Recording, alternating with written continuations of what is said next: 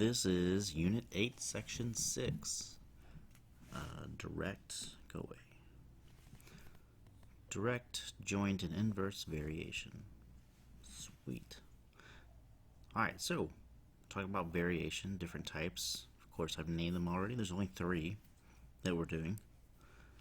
Okay, so before we can do the problems, we need to have the notes. So let's start with the first one, direct.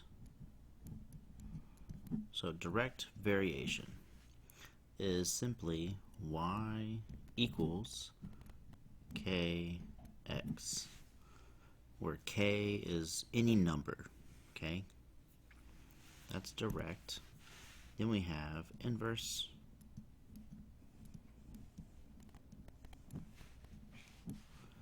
Inverse is very similar. Y equals k divided by x. Oh no.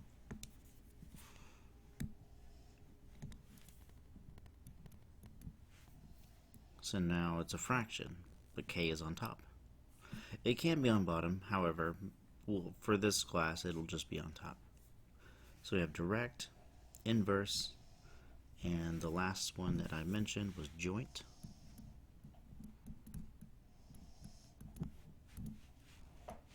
So joint variation, y equals, let's do k, x, z.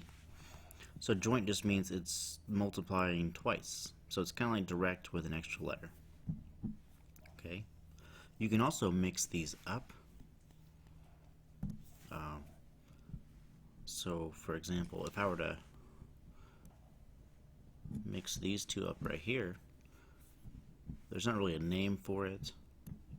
It'd just be y equals kx over z. And the last one, I can mix these two up right here. Well, if my thing would work. My screen keeps moving. Alright. I could also have y equals k, let's say, oh man. Alright, kx z over y. So, those are my different types of variation. Of course, the main 3 being direct, inverse, and joint. And I can mix those up to these, the orange and green one. They don't really have a name, but it's possible to do. Alright, remember, so k is just a number. So let's look at these. I just want to translate the equation or into an equation.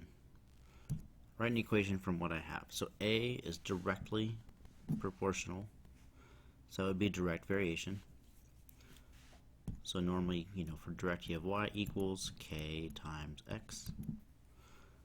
Okay, so if I go up here into my sentence, the is equals, so looking at my equation, I'm going to have y equals, so A is, or y is equal, directly proportional, and then B would be your x. So I just replace those, and I would end up, instead of y equals, I would end up with A equals, the k never changes, but now x is B. Man. I swear I'm not having an earthquake. And that's it. So you're rewriting the type of variation using the letters they give you. Alright, 2. Okay, inverse. So we're going to do inverse variation. And we have A is y varies inversely with h. Just a good rule of thumb for these, the first letter, I won't say always, almost always is y. For my homework and stuff, it is always y, so if you want to write that down too, the first letter is always y. That works for this class. Alright, so I just kind of translate these, so I have A is y, varies equal, inversely tells me how to write it, and then h is x. So if my inverse equation normally is y equals k over x. I just replace those with the letters. A equals k over b. No, not b. That was the last one. H.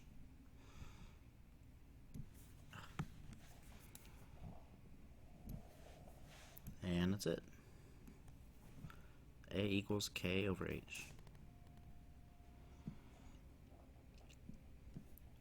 Alright, last one is A, so that's y, varies equals jointly, and so jointly we have to have two things, right? So we have x, and I'm just going to use z only because that's what I wrote in the notes. So normally we have y equals kx z. Now I'm going to replace that. So I have A equals, remember k is always there, that never changes. K, and then x is c, and z is g squared. And that's it. So that's just translating, writing equations, not too bad. Alright, let's move on down. Now we got to identify.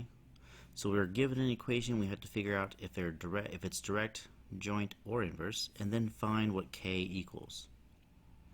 Okay, so if you want to write these on the notes, you can. Typically what you do for these is you want to solve for one variable, and when you solve for one variable, it should be in the form of one of these three main ones. Okay, so I'm not doing any combos here, no combinations. It's just going to be direct, inverse, or joint separately, not together. So for these, you want to solve for one variable, and it should look like one of the three types. Now, luckily for us, 4 looks like already y equals k over x, right? So that would be which type?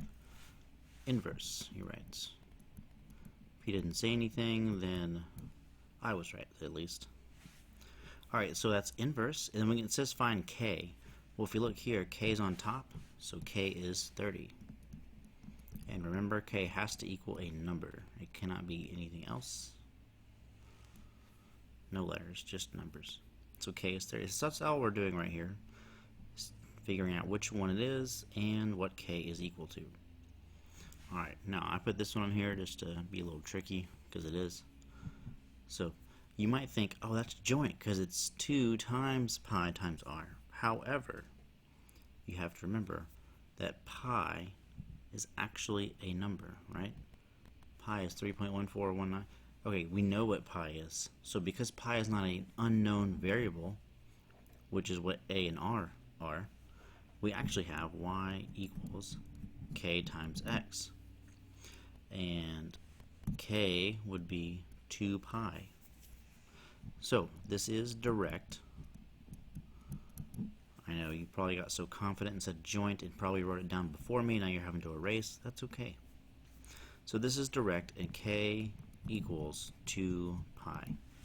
So one thing I will go ahead and put down here for the notes, though, is k. Things that can be k that may not look like k. Pi. E, right? E is a number. I. Those are 3 main ones. I can't really think of any more right now that I would be using in here. Of course, there are certainly other letters and stuff that can be k that are numbers, but not for this class. So from what we have talked about, what we've learned, pi, e, and I, those 3 would be part of k, or they could be the only thing in the k, right? If I had a equals pi r, pi would just be k, right? So those are things that can be k, pi, e, and I. So if you see those, that's part of k. Alright, last one. So sometimes it doesn't necessarily look like any of them starting out, but remember, you just got to solve for one variable, and okay, don't write this down, I'm just trying to show you here. So I know because some people are going to say, oh, easy, solve for h. But if I do that, if I square this, then notice I have this fraction over here, right? I don't want to do that because if k is a number, that means I have direct variation on top, and then I have inverse up and down. I don't want two.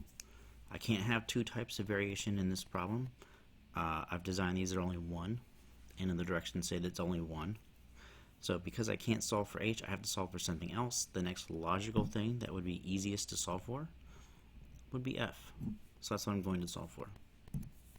Alright, so to solve for f, first thing I want to do is take this this k, not k, I'm looking for k. Take this x and put it over here.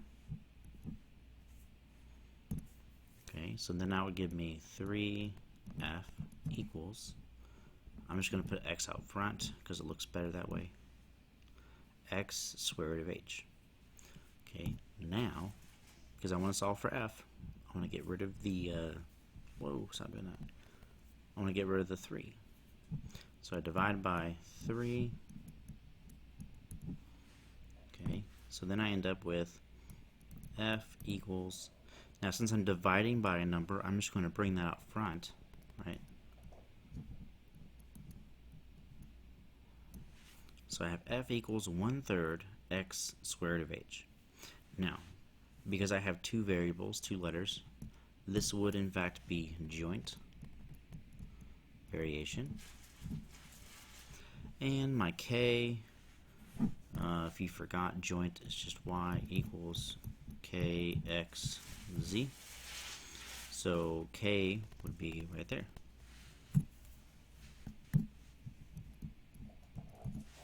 So k is 1/3 on this one, and that's it.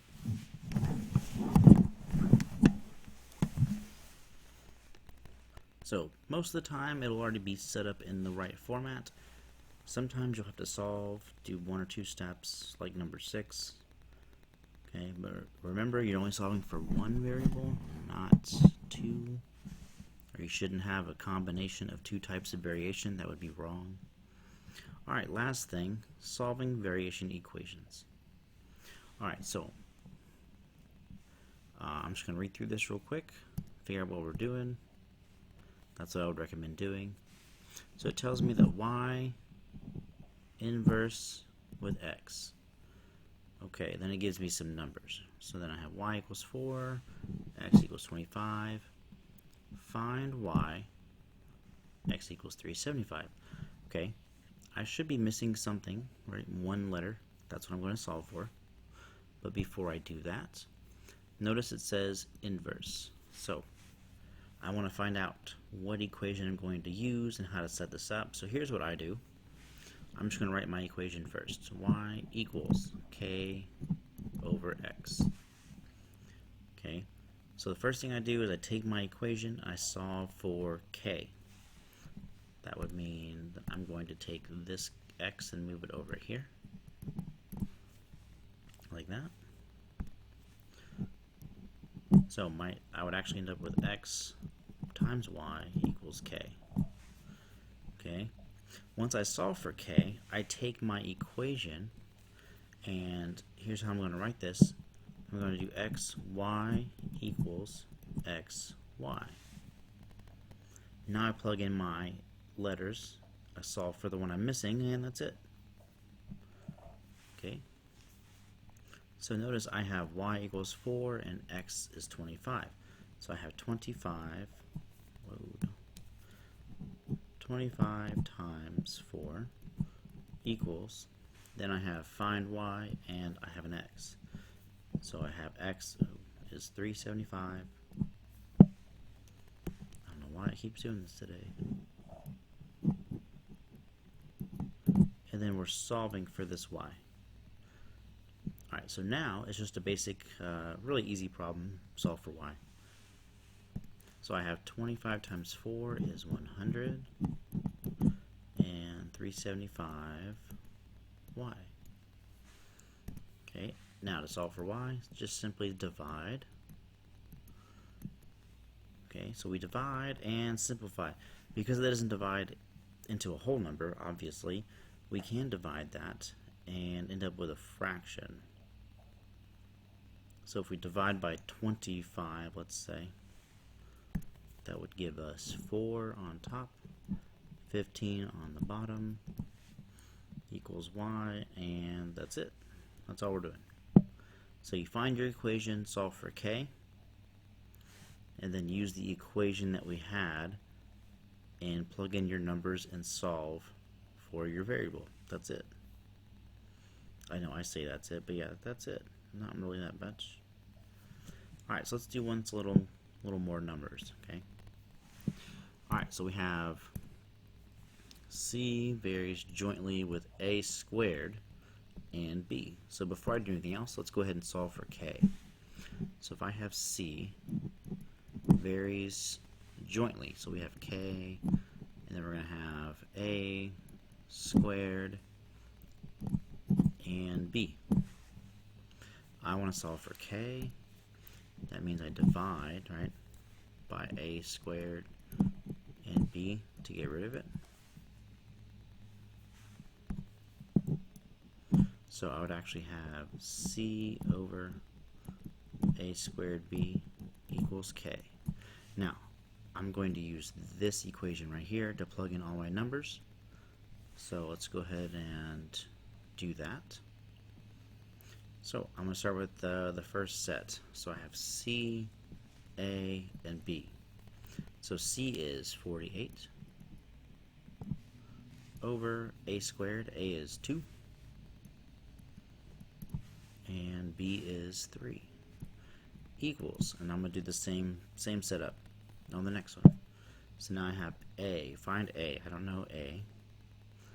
Okay, b is 5, c is 180. So there's c on top. We don't know a, and b is 5. Okay, so now solving for a. So I'm going to start over here on the left. I got 2 squared is 4 times 3, right? So I actually end up with 48 over 12 equals 5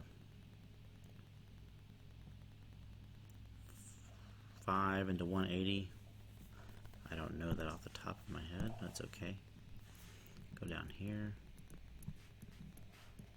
If you have a calculator, you can probably do this faster than I can. Maybe you're still trying to find your calculator. It's fine. 36. Look at that.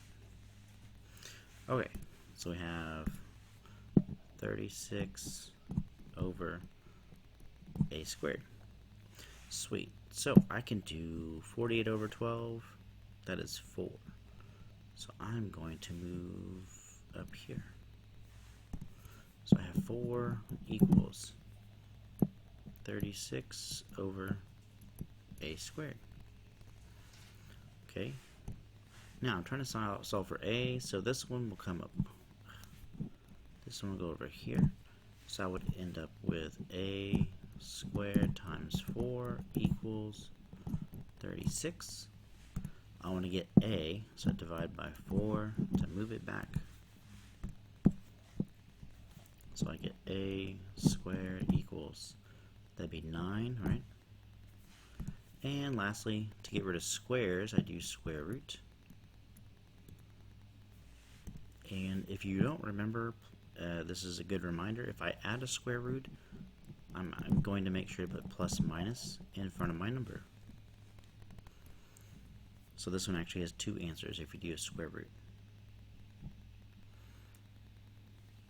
I don't know what happened there. But that is it for section 6. Please do the homework. Obviously this is the last section of the unit. There's a test coming up, so do the test review, do the practice tests, study, ask questions.